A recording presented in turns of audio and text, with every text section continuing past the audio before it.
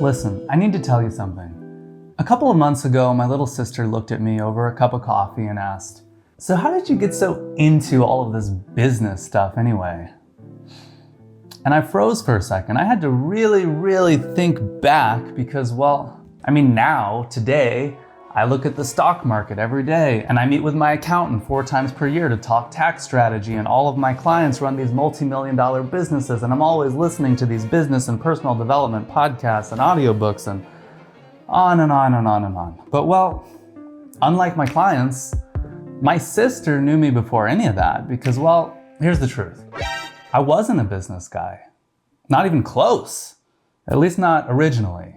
I was the kid who only cared about making cool videos, taking beautiful photos, telling stories that I thought really mattered. So spreadsheets, ROI, business plans, man, those were the enemy. I was just like this cool artistic theater kid who would never sell out by putting an expensive price tag on my creative work. So the first wedding I shot, $300 total for all of the shooting, all of the editing for, one of the most important days of their life. And I went on to film 65 more weddings until I got a little burnt out on weddings. And looking back now, knowing everything that I know about business and about lifestyle design, I want to grab that young man by the shoulders and just shake that younger version of myself. What are you doing? Because, what happened after that really changed everything. So after 3 years in weddings, I'm in my mid-20s, I landed this dream creative job at a media startup here in Austin, Texas. After getting my film degree from UT, that sounds perfect, right? I was getting to do creative work every day, working with all kinds of different clients, from a doggy daycare one week to an HVAC company to business conferences and all kinds of authors and influencers. After all, I am in one of the influencer capitals of the world, for better or worse. Except, here's the catch. Part of my compensation at the startup agency was free rent in my boss's house. What? Yeah, literally. So I lived with my boss for 3 years, and the whole team did. 5 of us, same house, same company, same everything. We would eat together, work together, we would go to networking events together as a pack, and we interviewed and brought on 10 interns from the UT Film School, and we trained them up, 2 or 3 interns at a time each semester, and then we would come home after a long day of work and watch TV together. Over and over again, rinse, repeat, work, network, sales, shooting, editing, and on and on and on. Now, I learned a ton during that time. That's when I got into Gary Vee. I really got bit by the marketing bug. And I always recommend young people think about working at a small startup company, because if you're a scrappy little startup, you literally have to wear every hat.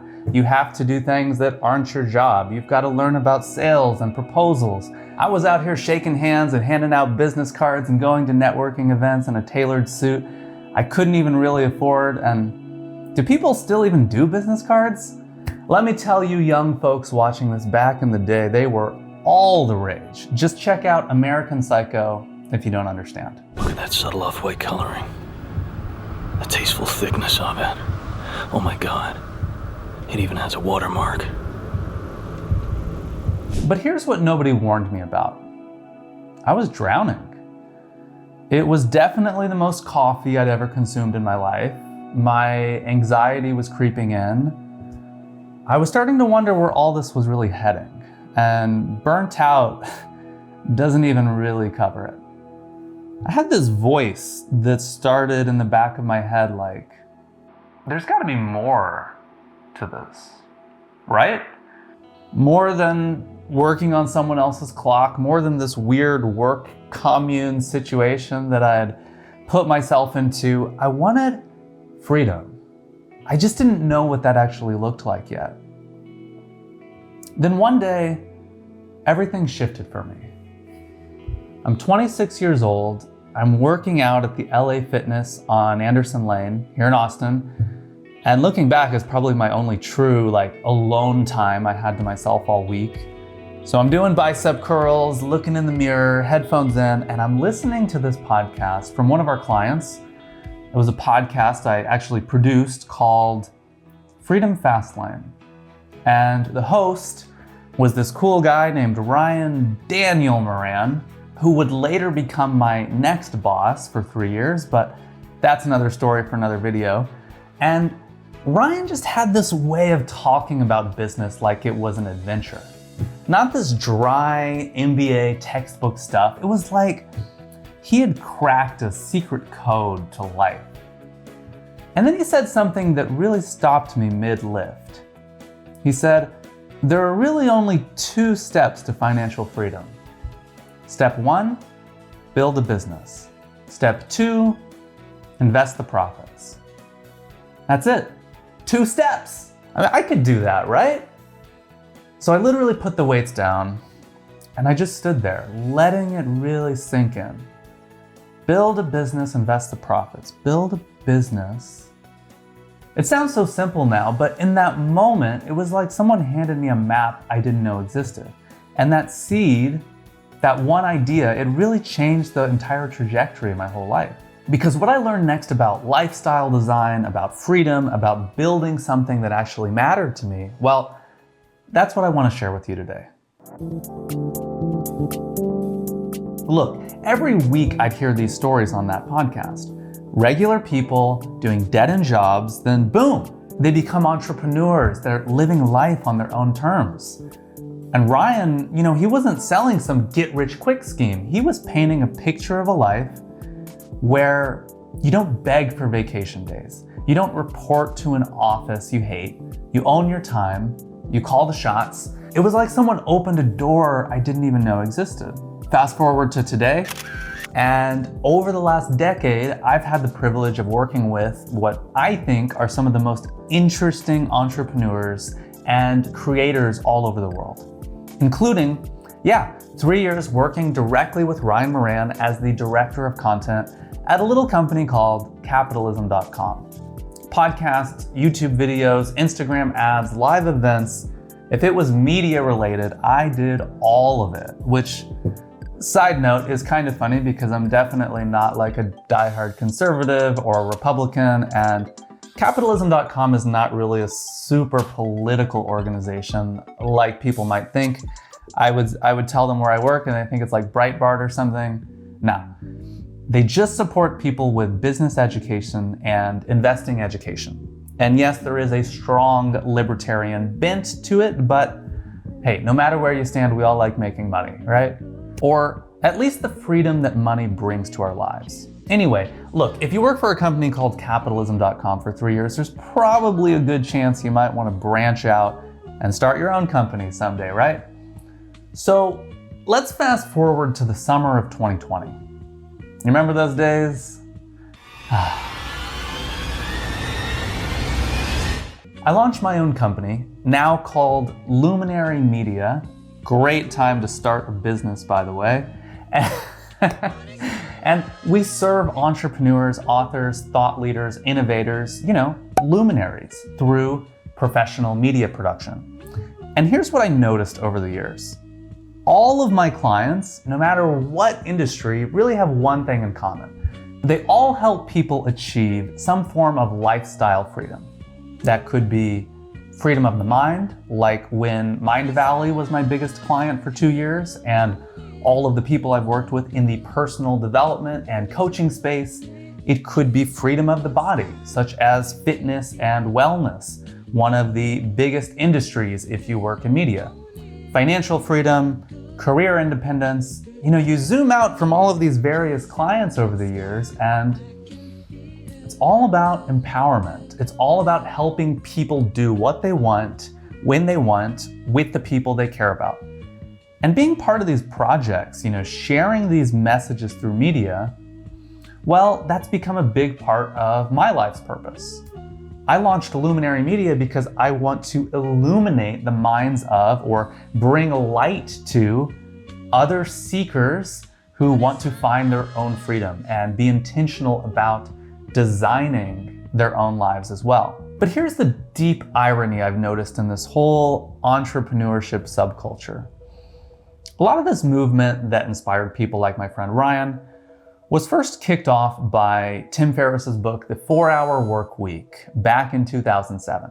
And we all, myself very much included, forgot about the 4 hours a week part, right? I mean, I've met Tim a couple of times. I mean, here, check this out. I've met Tim at various book signings and whatnot. Check this out. Chris, work smart and play often. So I love Tim, and people always tease him about that ultra clickbaity title of the whole 4-hour thing. You know, people go, "So Timmy, are you still only working 4 hours a week?" That's like the inside joke in the entrepreneur world, or at least it used to be if you're my age. If you're some young buck, you probably only know about Alex Hormozy and Dan Martell or whatever, but I digress. Either way, the truly evergreen inside joke in this business world is that we all work 80 hours a week for ourselves in order to avoid working 40 hours a week for someone else. But when this book and this movement first kicked off, Tim really did inspire a lot of people. He really popularized this concept of lifestyle design. I'm not saying he invented it, I'm just saying he popularized it and brought it to the masses. It's this idea that you can craft your schedule to work less and enjoy life more. Right now. Forget about retirement and climbing some corporate ladder for 40 years. He rejected the whole work yourself to death and then retire plan that so much of our American society has accepted. It was about eliminating unnecessary tasks and outsourcing busy work, automating and taking many retirements along the way, freeing up your time to do things that make you feel alive. And funny side note, my dad actually gave me a copy of the 4-Hour Work Week book when I was 22 years old, and I didn't read it. Yeah, the starving artist creative who didn't care about business or tactics or marketing just did not care. But it's crazy because Tim Ferriss would later become and is still my favorite podcaster. I mean, I've read all of his books now. I've listened to hundreds of episodes of his podcast, and it's been really cool to see how he's evolved from the kind of tips and tricks and weird hacks guy to talking a lot about mental health and the inner game of finding peace and balance in life.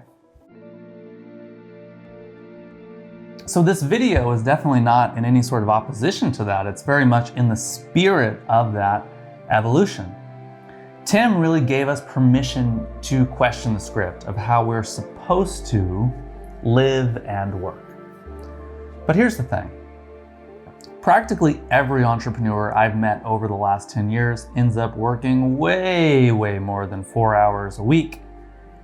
And honestly, we become workaholics by choice. We start out inspired by work less and live more and take control and freedom over my life, but somewhere along the way, we filled our freed time up with more work. We convince ourselves that we have to scale everything, grow the business, increase revenue, chase the next milestone. Some dream about taking their company public, a huge exit, and hey, nothing wrong with big dreams, nothing wrong with making a bunch of money. But I notice these often become ego-driven goals that distract from the original purpose of lifestyle design. Or worse yet, the workaholism becomes an escape from dealing with past trauma, showing up as a present partner or son or a brother or a normal person with an active social life. Ask me how I know. The business just consumes everything, and I definitely saw this in myself. And honestly, the hyper-ambitious early 30s me working at capitalism.com, he might even be a little disappointed in how things turned out for me. I mean, I run a small boutique media agency, handful of clients every year. I work with a couple of assistant videographers and photographers and editors, but it's not a multi-million-dollar business that I'm trying to scale to the moon It's a lifestyle business that funds my amazing, balanced life. It took me a while, but I've learned there's a lot more to life than arbitrary dollar targets and top-line revenue, status, fame, a sense of importance. I realized it's not really about how much you make, it's about how much you keep. So I started taking a deeper interest in profitability, company formation, tax strategy, balance. What good is it running a massive 8 or 9 figure business if your life is a stress-filled blur and you're just working all the time? The whole point of lifestyle design was to escape the grind, right? Not glorify it. We get so obsessed with making more, we forget that needing less is an equally powerful path to freedom. I actually heard this quote the other week that said, if you can't be happy with a cup of coffee, you won't find happiness in a yacht. So anyway, I didn't launch the next big e-commerce empire with an army of virtual assistants in the Philippines. I just worked really, really hard through my late 20s and early 30s and saved aggressively and learned how to invest. I chose a somewhat unglamorous goal. Enough, right? No Lamborghinis, no lavish vacations to Dubai for Instagram. I created financial peace of mind. And let me tell you, that creates a freedom that flexing on others just never will. Now look, don't get me wrong, I still love business. I love the thrill of building something from scratch. I get excited talking with clients about marketing strategies and chasing revenue goals and all that. But I had to check myself. I had to remember why I got into all this for the first place. It definitely wasn't just to create a new cage for myself. It was to set myself free from the old cage of the 9-to-5 grind. So Lifestyle Design 2.0, as I call it, is about coming back to that core goal of freedom, but with a more mature perspective. It's like lifestyle design for grown-ups. So what does Lifestyle Design 2.0 actually mean? In short, it's crafting a life, not just a living. The first version of lifestyle design in the 2007 Tim Ferriss era often got summarized as quit your job, travel the world, make passive income. And hey, that can be a part of it, but here in the mid-2020s, I think it goes deeper. Today, lifestyle design is less about clever travel hacks or passive income hustles, and more about really aligning your life with your core values. It's about freedom in a holistic sense. Yeah, financial independence and remote work are fantastic tools. I'm a big fan of both, but we have to ask ourselves, what will I do with that freedom once I have it, right? There's this thing around like freedom from versus freedom to. So if Lifestyle Design 1.0 was about escaping the office and traveling the globe with a laptop, 2.0 is about intentionally crafting a fulfilling life. It means designing every aspect of your life in alignment with your values. So let's break this down into, drumroll please, the 5 core components of Lifestyle Design 2.0. Okay, 1, time freedom. Structuring your day so you have time for family, hobbies, travel, or just relaxation. Free time is the point. Don't immediately fill all of it back up with new work. 2, location freedom. Maybe you love travel and being a digital nomad, or maybe you just want the ability to live in your favorite city or town without being tied down. These days, remote work is easier to manage than ever, and if location independence is important to you, build that into your life. 3, financial freedom. Not necessarily being ultra rich, but having enough. Enough income from your business, investments, or a flexible career to cover your needs and fund your dreams. So you're not living paycheck to paycheck. Financial stress is the enemy of freedom. And interestingly, achieving enough is often easier and healthier than obsessing over becoming a billionaire. Remember, it's okay to aim for enough and then stop climbing just for the sake of climbing. 4, health and energy. Treating your body and mind as your most valuable assets. Prioritizing exercise, nutrition, mental health, and rest. Because Without health, you won't enjoy anything else anyway. A sustainable lifestyle is one where you can wake up feeling good and excited for the day, not drained. 5, purpose and relationships. It's making room for the people that you care about and for work that means something to you. Don't sacrifice your relationships or your passion projects on the altar of hustle. In Lifestyle Design 2.0, success isn't just measured in dollars. It's also measured in moments of joy, connection, and meaning. At the end of the day, crafting a life and not just a living, it really comes down to this mindset. You are the designer of your own life. A paycheck or a revenue number may be important, but it's just one element of the design. It's definitely not the whole picture. You want the whole picture to be something you're proud of and happy to live in. And while I was rereading the 4-Hour Workweek to make this video, I realized that it really isn't outdated and so much of it still applies. And it was us in this subculture of hustle and entrepreneurship who lost our way and got it wrong. But like I said, I also can't help but notice that Tim and almost everyone else in this space these days is spending a lot less time talking about how to make passive income in your underwear on a laptop and, go on a mad dash to try and check the boxes and go to as many countries as fast as you can in record time. There's a lot less talk about that, and there's a lot more focus on health and balance and family and purpose and meaning. I mean, we're all getting older now and we're all growing up a little. Values are shifting. And when I look back now, I see that so many of my choices in life were driven by this desire for freedom and fulfillment.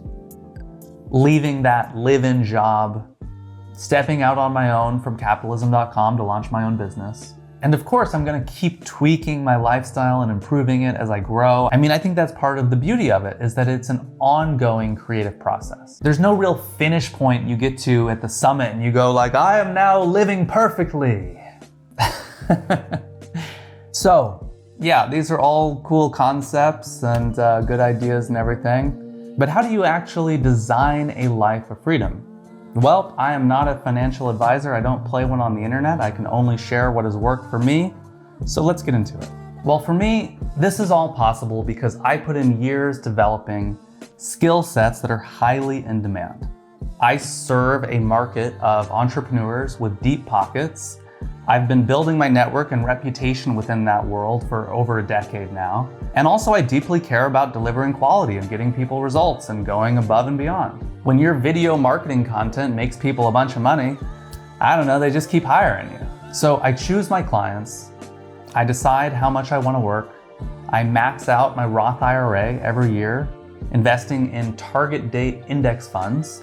And on top of that, I also have a SEP IRA, which is another tax-advantaged account for self-employed people. And most of my net worth is in diversified index funds. And I've got enough of a liquid rainy day fund that I could easily go 24 months without working, living off of my savings, without having to touch my retirement accounts. Also, if the market takes a sudden downturn, which seems very likely these days, dropping 20 or 30 or even 40%, I'm not gonna panic sell any of those assets and I'm just gonna keep buying into the dip. So, you see, there's nothing I really have to do at all in life, and that really kind of changes everything. Every project I take on is just a voluntary exchange where I'm willing to provide the services my clients need for a dollar amount we've both agreed upon. In short, you could say I followed the 2 steps. Step 1, I built a business. Step 2, I invested the profits. And that gave me some form of financial freedom. But here's where I differ from those in the FIRE movement, or the Financial Independence Retire Early, for the uninitiated. They're on a journey to save as aggressively as possible to never work ever again. Eating ramen and living in a van level of aggressive. It's like having a bunch of roommates and eating cans of tuna.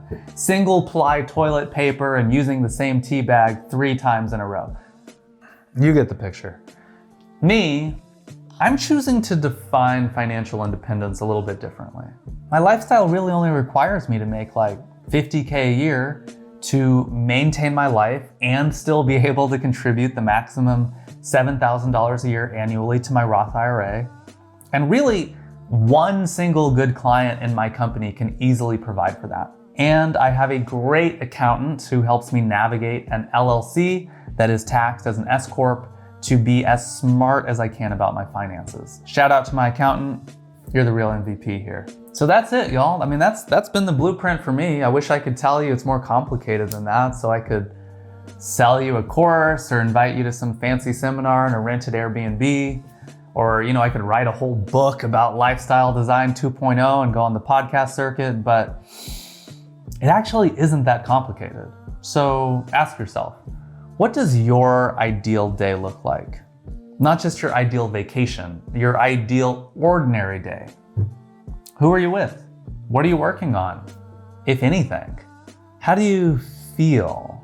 Use that as your compass. It's really easy to get caught up in someone else's definition of success, whether it's a boss's, parents, or some influencers. And then you could wake up years later realizing that you climbed the wrong mountain. With Lifestyle Design 2.0, your values are the map. A more extroverted person might want to work in an office and have a team. A less technical person might get overwhelmed with all of the software and the cameras and the lenses and stuff that are a part of my personal career. It was a journey to find out what I liked doing. I thought after I got my film degree, my only options would be working in Hollywood or New York or trying to work in the movie industry. And as it turned out, I actually liked filming videos with entrepreneurs a whole lot more. So if you're feeling burnt out or stuck or like you've been running on this hamster wheel that isn't even yours, take a step back. It might be time to redesign. It's really never too late. So let me leave you with a story. It's a simple short parable that I keep returning back to over and over again through the years. Somehow this story just keeps finding me. A while back, there was this American businessman, and he decided to take a vacation to a quiet little coastal village in Mexico. One morning, he sees a fisherman pull his small boat onto the beach with a few perfect tuna. The fish are incredible quality, so the businessman asks how long it took to catch them. Only a little while, the fisherman says.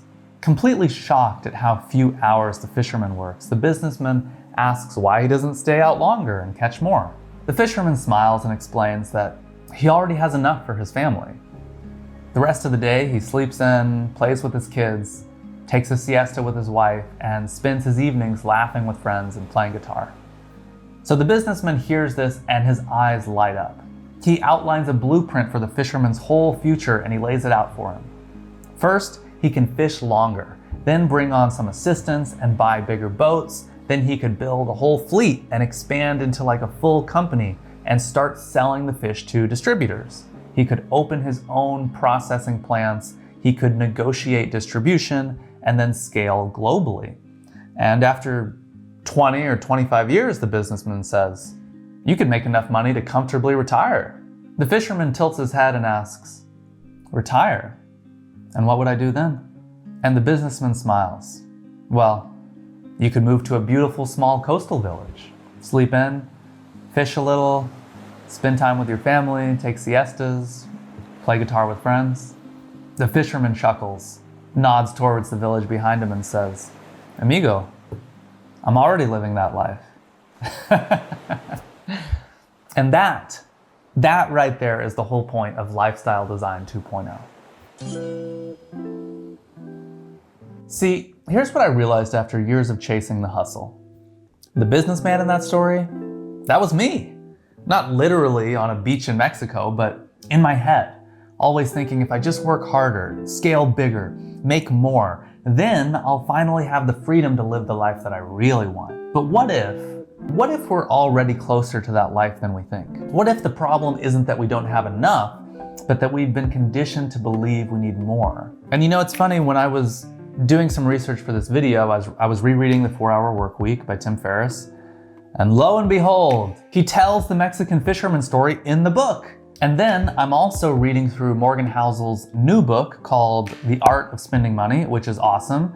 Really, really great follow-up to The Psychology of Money. And there we go again. Housel shared the same damn Mexican fisherman story again. And it just keeps coming up over and over and over again in all of these books about wealth and balance and lifestyle. And I think this little parable is so resonant with so many people Not because it gives us any direct answers on whether or not you should be self-employed or have a job, or whether you personally should rent or own your home right now, or how many hours a week you should work, or how much you should travel. It just makes us question our assumptions about following societal scripts for success. And when I first read this story about 7 or 8 years ago, I thought, that's nice, but maybe the fisherman could be like a little more ambitious, you know? I mean, I'm a little bougie, I like nice things, I like living a very comfortable life. But now I see that this little story isn't meant to be taken too literally. I mean, I've never caught a fish in my life. I've never even been fishing. It's a metaphor. I've realized the fisherman wasn't lazy. He wasn't settling. He wasn't thinking small. He had already intentionally designed his ideal life. And he was living it every single day.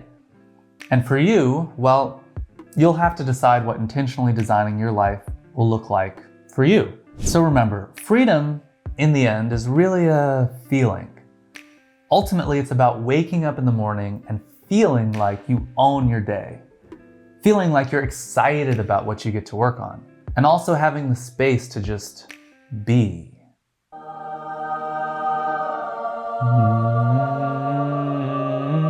It's doing what you want, when you want, with the people you want to be with. And that feeling is worth more than any arbitrary business goal or societal expectation. Morgan Housel has this great quote where he says, "The best measure of wealth is what you have minus what you want. And by this measure, some billionaires are broke." And he has this other quote where he says, "You might think you want an expensive car, a fancy watch, and a huge house. But I'm telling you, you don't. What you want is respect and admiration from other people. And you think having expensive stuff will bring it. It almost never does, especially from the people you want to respect and admire you." So really then, to be truly free, we have to first overcome our fear of disapproval. And then second, remove that need for approval in the first place. All right, well, thank you so much for listening to my story and my take on Lifestyle Design 2.0. I hope it sparked something in you. I certainly haven't mastered this topic, but we're all on our own journey, right? And I'd like to think that the last decade of my life working behind the scenes with 7, 8, and 9-figure entrepreneurs has given me some unique insights into the subject. So if this got your gears turning, or if you found any value at all, like this video, follow me on Instagram at Chris Van Loan II, and subscribe to the channel. Until next time, keep designing your life, don't settle for the default, and I'll catch you on the next one.